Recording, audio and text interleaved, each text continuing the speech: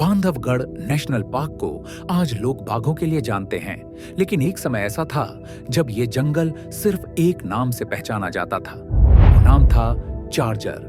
जो लोग पुराने बांधवगढ़ को जानते हैं वो आज भी कहते हैं कि उस दौर में जंगल में घुसते वक्त हवा भी संभल कर चलती थी। 1991 की बात है। ताला जोन उस समय बांका नाम के बाघ के पास था। बांका भारी शरीर वाला, अनुभवी और शांत बाघ था।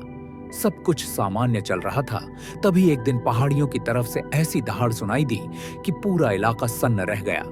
हिरण भागने लगे, पक्षी उड़ गए। पहाड़ी से नीचे एक जवान बाघ उतरा। चाल में तेजी थी और आंखों में गुस्सा। वो था चार्जर। उसने कोई इलाका बांटने की कोशिश नहीं की, कोई चेतावनी नहीं दी, सीधे बांका पर टूट पड़ा। दोनों की लड़ाई इतनी भयानक थी कि जंगल कांप उठा। आखिरकार बांका पीछे हटा और उसी दिन ताला जोन का राजा बदल गया। अगली सुबह जब सफारी की गाड़ियां निकलीं तो लोगों ने सड़क किनारे एक घायल लेकिन अकड़ा हुआ बाघ देखा। जैसे ही जीप पास आई, वो बाघ पूरी ताकत से गाड़ी की तरफ दौड़ पड़ा। लोग डर के मारे चिल्ला उठे।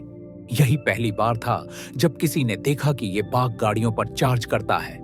आगे चलकर वो सफारी हाथियों पर भी झपटने लगा। मुख्य महावत कुत्तपन ने एक दिन कहा, ये बाघ नहीं है, ये तो चार्जर है। और तभी से उसका नाम चार्जर पड़ गया। चार्जर जितना खतरनाक था, उसकी जिंदगी में उतनी ही शांति लेकर आई एक बाघिन, सीता। सीता शांत थी, खूबसूरत थी और धीरे धीरे दुनिया की सबसे मशहूर बाघिनों में गिनी जाने लगी। उसकी तस्वीर नेशनल ज्योग्राफिक के कवर पर छपी। चार्जर जंगल का डर था और सीता जंगल की पहचान। 1992 में सीता और चार्जर के 2 बच्चे हुए। एक था बड़ा बच्चा और दूसरा लंगड़ू। लंगड़ू जन्म से अपाहिज था। आमतौर पर नर बाघ ऐसे बच्चों को छोड़ देते हैं, लेकिन चार्जर ने ऐसा नहीं किया। वो लंगड़ू को अपने साथ रखता, उसे खाना देता और उसकी रक्षा करता। लोग हैरान थे कि इतना खतरनाक बाघ अपने अपाहिज बेटे को कैसे सहन कर रहा है। 1994 में सीता ने एक अंधी मादा शावक को जन्म दिया जो ज्यादा दिन जिंदा नहीं रह पाई। उस घटना ने सीता को अंदर से तोड़ दिया। कई दिनों तक वो बहुत शांत रही। उसी साल उसने मोहिनी को जन्म दिया, जो आगे चलकर एक बेहद सुंदर और ताकतवर बाघिन बनी। सितंबर 1996 में सीता ने आखिरी बार बच्चों को जन्म दिया, एक नर और 2 मादा, जिन्हें बाद में बनवेही और चक्रधरा कहा गया। इसके बाद सीता धीरे धीरे कम दिखाई देने लगी। 1998 के मानसून के बाद जब पार्क खुला तो सीता कहीं नहीं थी। बाद में पता चला कि हाका गैंग के शिकारियों ने उस महान बाघिन को मार दिया था। सीता के जाने के बाद चार्जर पूरी तरह अकेला हो गया। उसने फिर कभी किसी दूसरी बाघिन को अपने पास नहीं आने दिया। वक्त बीतता गया। चार्जर की उम्र 17 से 18 साल के बीच पहुंच गई। अब नई पीढ़ी ताकतवर हो चुकी थी। उसके अपने वंशज B1, B2 और B3 अब जवान हो गए थे। जंगल का माहौल बदलने लगा था।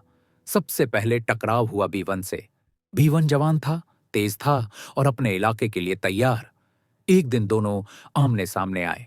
चार्जर अब बूढ़ा हो चुका था, लेकिन जैसे ही B1 पास आया, चार्जर ने वही पुराना अंदाज दिखाया।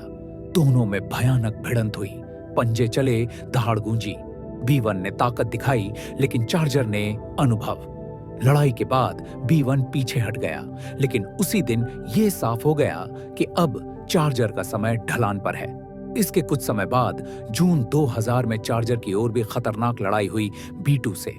इस बार चोटें गहरी थीं। चार्जर बुरी तरह घायल हो गया। जंगल अब उसके लिए सुरक्षित नहीं था। उसे बचाने के लिए फॉरेस्ट डिपार्टमेंट ने मगधी जोन के एनक्लोजर में रखा। उस समय उसकी उम्र करीब 18 साल थी। सबको लगा अब वो शांत हो जाएगा, लेकिन चार्जर आखिरी दम तक चार्जर ही रहा।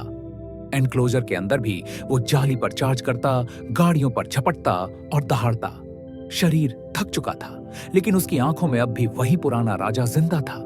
29 सितंबर 2000 को चार्जर ने आखिरी सांस ली।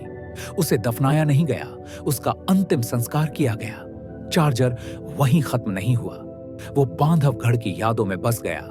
आज भी मगधी जोन में चार्जर पॉइंट है और जो लोग जंगल को दिल से जानते हैं वो आज भी कहते हैं कि बाघ बहुत आए और गए, लेकिन चार्जर जैसा फिर कोई नहीं हुआ।